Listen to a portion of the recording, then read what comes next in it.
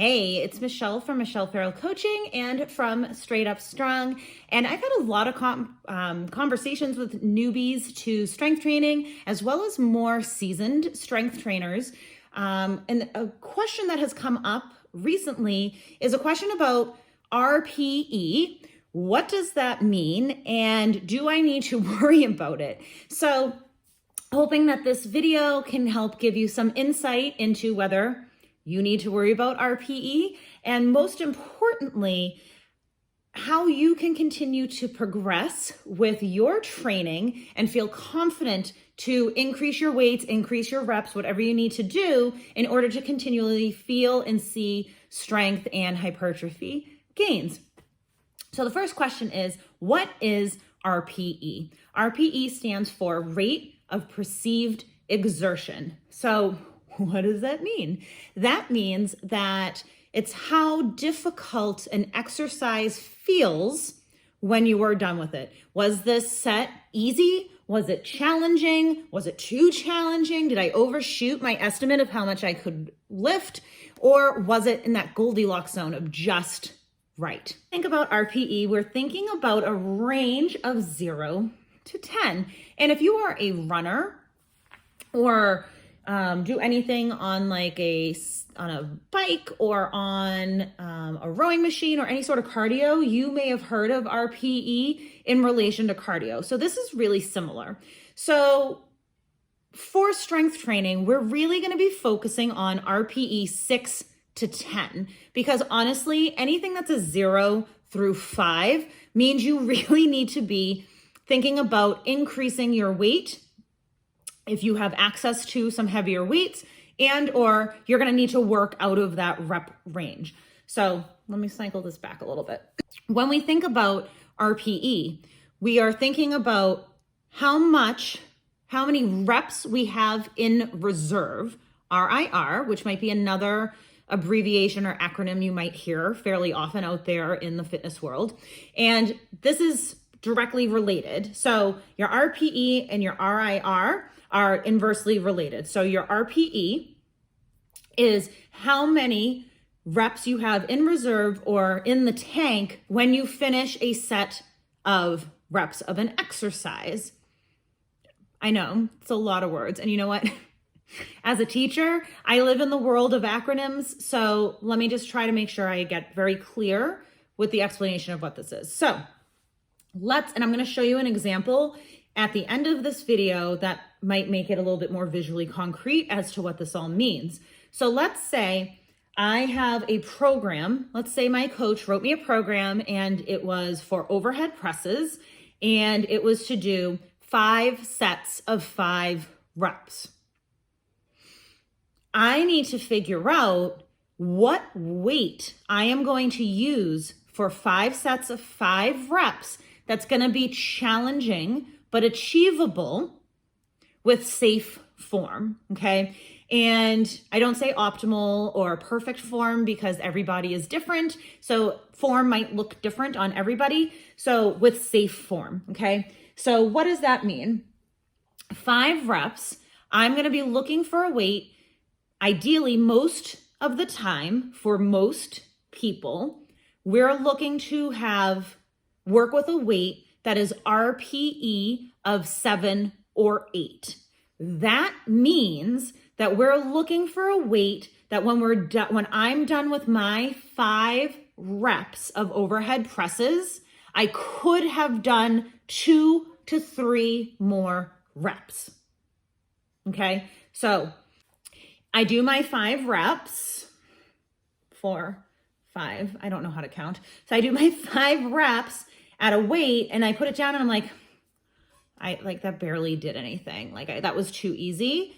The next set, I'm going to want to pick a heavier weight, okay, for 5 reps. Or if I don't have access to a heavier weight, I'm going to want to manipulate the number of reps that I'm doing. So maybe I do 8 reps, and that puts me at an RPE where I'm like, all right, I did 8 reps. I feel like I probably could have done 10 at this weight. So 8 reps, that would be an RPE of 8. I had 2 reps left in the tank. So this weight is the right fit for 5 sets of 8 at overhead presses with this weight.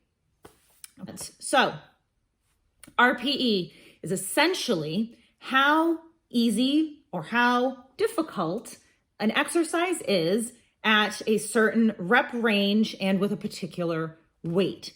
Now, do you really need to worry about RPE? This depends. If you are a beginner, I highly encourage you to just get your hands on some weights and get moving and get curious about the challenge level of how things feel for these movements. If you are brand new to strength training, your most important focus here is really going to be on focusing on getting comfortable with the form of those big 6 lifts: squats, hinges, push, pull, lunge, and carries. And then after a few weeks to a month, depending, then you can start to get curious about the challenge level and playing around with rep ranges and weights. Really useful tool. I'm always going to say this.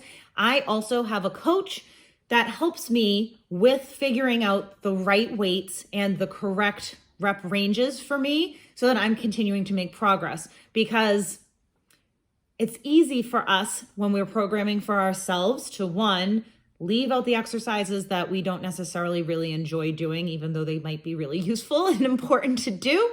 And 2, I won't necessarily up the ante on my challenge level on my own without having the encouragement of somebody to like cheer me on and to actually prescribe it for me. So in the beginning, as a newbie or get somebody who's getting restarted, having the guidance and support of a professional who is qualified to help guide you on and encourage you to increase your weights or change your weight or change your reps can be really, really useful when figuring out the appropriate challenge level for you. So as a beginner, I'm going to say that you don't really need to super worry about the minutia of something like, I need to hit an RPE of 7 or 8.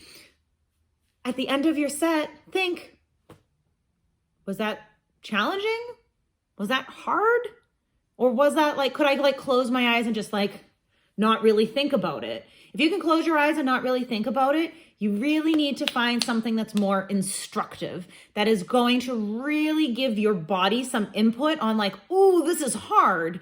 And as you get more experienced, your comfortableness with it being hard is going to change. It's going to change. Your comfortableness with something being challenging and being hard is going to change so that you might find yourself, as you get going, rapidly hitting new personal bests and personal records because it's so new to you that you're not only gaining strength, but you're also gaining confidence, all right? And that's really an amazing thing. And that's one of the things I love most about working with beginners. So get curious, have fun with it. And if you can, work with somebody who can help guide you and support you, even if it's somebody who's helping you with your programming, even if you don't see them for live sessions, although I do really recommend that for folks just starting out. Give it a try, see how it feels, and you might have to experiment the way I'm going to show you in a minute with picking up some weights with what you think you can do 5, let's say, I keep going back to 5 reps. The thing here is the lower the rep range, the easier it's going to become for you to find that RPE of 7 or 8. The more reps, if you're working like most beginners and many women with strength training who are just getting started, you're probably working in a rep range of 10 to 15. It can be much more difficult for you to figure out that RPE of 7 or 8. So what I suggest you do, depending on what the rep range is, and for just to stay consistent across these videos, I'm going to stick with 5. Pick a weight that you think you can do 5 squats with, or 5 overhead presses, or 5 bicep curls, whatever it is. You hit that 5 and then keep going and see how many you can do, right? So if you end up being able to do 15 bicep curls with that weight, It's not a really good fit for sets of 5 reps. You're going to want to increase your weight. Likewise, if you are working with a weight that you pick up and it's, you can eke out 5 with, even though the prescription's 8 to 10, you're going to want to adjust that for that rep range to be a little bit lighter to hit that rep range. It is beneficial for us to work through a variety of rep ranges. So if you do have a coach, you're likely to see different rep ranges in your programming. Last point here, and I'm going to repeat this later on, is that many things can impact your RPE from day to day. An overhead press at for a set of 5, that's an RPE of 7 for me today, might be an RPE of 9 for me next week, even if I use the same weight. That's because things like sleep, things like energy level, things like fuel. Am I well fed on that day? Did I sleep well last night? Did I maybe have some glasses of wine last night? All of those things can impact your performance from day to day. And that's why an RPE range gives us a good guideline, but it's exactly that. It's a guideline. It's not something that is, permanently set in stone. And as you progress, that weight at 5 reps should change an RPE because you are getting stronger. And as you get stronger, you're going to need to progress your workouts to change the weight and or the rep range so that you are staying in that RPE range. So let's see the example now. So when trying to determine what our RPE level is for an exercise, I'm going to use the overhead press as an example here. And I'm going to say rep range of 5. So with this particular weight for me, if the prescription is for 5 reps, 1, 2, 3, 4, 5. At this weight, I probably have like 10 more reps left in the tank, which means that this is an RPE below my 7 or 8, what I want to be feeling like. So I'm going to up the ante a little bit here for 5 reps. I'm going to go up a couple of sizes in kettlebells here. So again, starting with that rep range of 5, let me shake it out. I'm probably going to have this, but for this, 2, 3, 4, 5. Okay, you can hear my breath is getting a little bit more breathless. I can feel my heart rate going up a little bit, and my arm definitely felt this at a better challenge. I still probably had like 5 more reps in the tank here at this weight, which means that I'm still not quite to that challenge level for me at that 5 rep range. I'm gonna take a little break and then come back with a higher weight. Up another bell size. Still, we're thinking about that rep range of 5, and I'm trying to work my way up to getting that estimate of having 2 to 3 reps left in the tank. I'm going to try to work my way up to show you what an RPE 10 would look like, which is failure, meaning that you literally have nothing left in the tank afterwards. And this is going to be skewed again, only because I'm now like working my way up through all these weights. And I'm just showing you on my left side too, which typically is my stronger, more powerful side. All right, so let's see. 1, 2, 3, 4, 5. Woo. Okay, so you could see there that that last one was a little sticky. I'd say that I probably still had about 3 more reps left in my tank here at this weight for today, right? This is the fun thing about RPE. Can also vary from day to day depending on your energy level, your recovery, your sleep, how much food you've had, right? So your RPE for a certain exercise might be different on different days. That's why it's just a guideline. So this weight for 5 reps, I would say was about an RPE, I'm gonna say 7. I probably could have done 3 more. We're gonna keep working our way up, friends. Way up here. Move these guys out of the way. Remember, we're going for 5 reps. I'm looking for that RPE.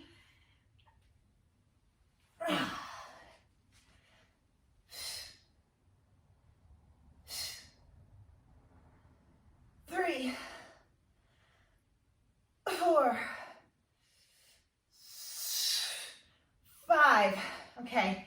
So for this, I probably had 2 more real, like, nicely done ones left. So I'd say this weight for me right now for 5 reps would be an RPE 8.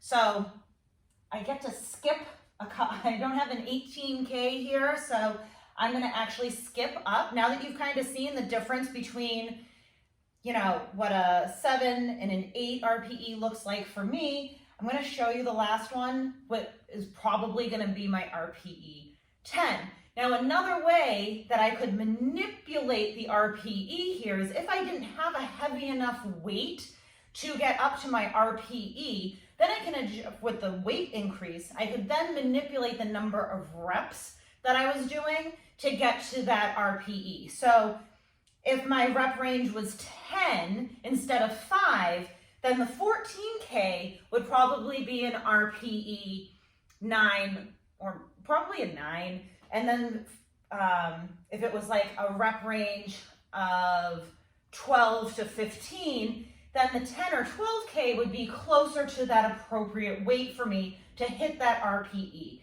So coming back in a second, or I'm gonna rest myself for 3 minutes so I can show you with that 20K what my 10 RPE probably looks like. And it's probably my 1 rep max at this point with the overhead press. So stay tuned for that. Okay, friends, so I know from experience that this high weight, and I've actually skipped a size in bell. This is likely to be a 1 rep max for me, but we're gonna find out, and this will give you just how this might look for you. I also might be psyching myself by saying it's probably my 1 rep max, so like, let's see. So get this up here.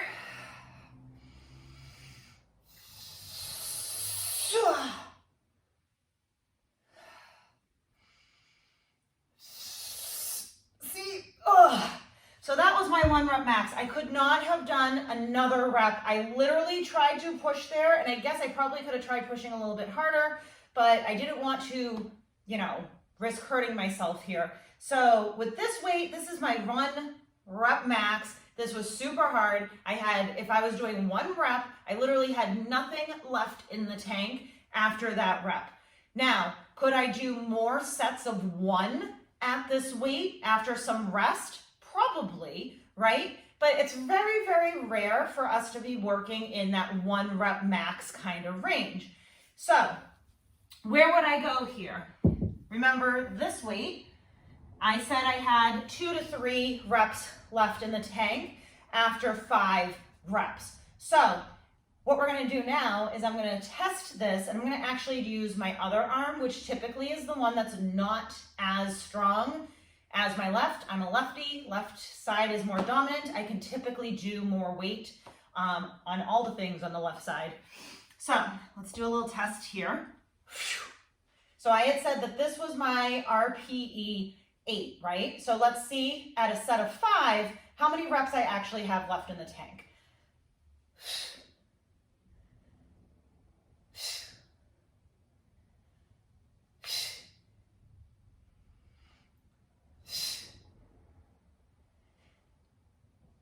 So that was 5, 6, 7, 8. Whew.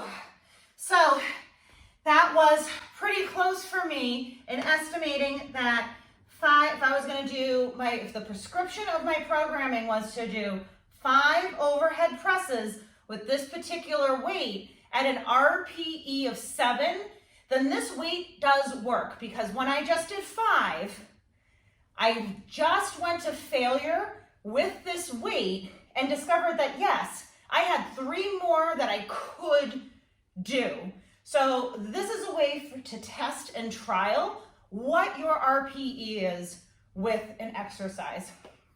Now, again, if you're just getting started, don't worry so much about the buzzwords and the minutia about the data that you can be collecting. Literally get your hands on some weights and get moving and experiment. And if you're following a program and it says to do 10 reps for 3 sets, and you have an 8-pound dumbbell and you do the 10 reps and you're like, I could keep going, keep going. Start to discover and get curious. What is your RPE of 7 or 8, or how much can you lift? Chances are, especially if you are a woman who is just getting started with strength training, you're probably underestimating most people. You might also be a overestimator, but if you are somebody who you're likely to be underestimating what you can actually lift, and if you only have access to that 8-pound dumbbell, then get curious about how many reps you can do to that, like, I literally can't do anymore, right? And then kind of gauge where that how many reps it would be with that 8-pound dumbbell to be your RPE of 7 or 8. That's where we mostly want to be working. Each set, for most people, in general, when we're strength training, is we want to work in that RPE of 7 to 8, meaning at the end of your set of reps, you want to feel like you could only do 2 or 3 more reps with pretty good, safe form, okay? And it's gonna take some trial and error. And if you only have an 8-pound dumbbell, you might need to get really creative with how you can keep challenging those movements, either with tempo work, increasing range of motion, variables like that, so that you can continue to progress if you do not have access to heavier weights. At some point, if you're able to, you're going to want to join a gym and or invest in heavier weights so that you can keep progressing. It does take some trial and error. And this is where having a coach can be really, really helpful, to, especially in the beginning, helping you to learn how to get curious and how to push yourself and how to feel safe enough to maybe go to that 1 rep max to see where that is. But most importantly, to get curious, okay, so I just hit my 5 reps at this weight that my coach told me to do. I think I can do some more. See how many you can do. Because if I had been able to do, instead of 3 more at this weight, let's say I had done 5 more reps at this weight, that would be an indication to me that if I'm working at a 5 rep range, I'm gonna need to increase my weight. Or if I only have access, this is the heaviest weight I have access to, I'm gonna, instead of doing reps, like writing in that I'm gonna do 5 reps, it's probably gonna be more like 7 or 8 reps at this weight, okay? So when we're thinking about the pieces that we can manipulate, the variables that we can manipulate when we are strength training to continually to progress, reps, weight, and so on, just get curious and have fun with it. And this is where practicing those basic movement patterns, squat, hinge, push, pull, carry, lunge, might sound boring on the front of it, because especially as women, we're very used to just having like fitness entertainment thrown at us, like we're supposed to be moving all over the place with bands and dumbbells and Bosu balls, like doing the most to feel effective. Getting curious and practicing those movement patterns, those big 6 movement patterns, is more likely going to get you to the goals that you're looking for, especially if you're looking for hypertrophy, which is muscle growth, and or strength, okay? They tend to go hand in hand. Okay, friends, so I hope that that was a useful video for you, an example of RPE. Overall, if you are somebody who is just starting out, you don't necessarily have to be stressed about like hitting an exact RPE during your workouts. Get started, get comfortable, get curious.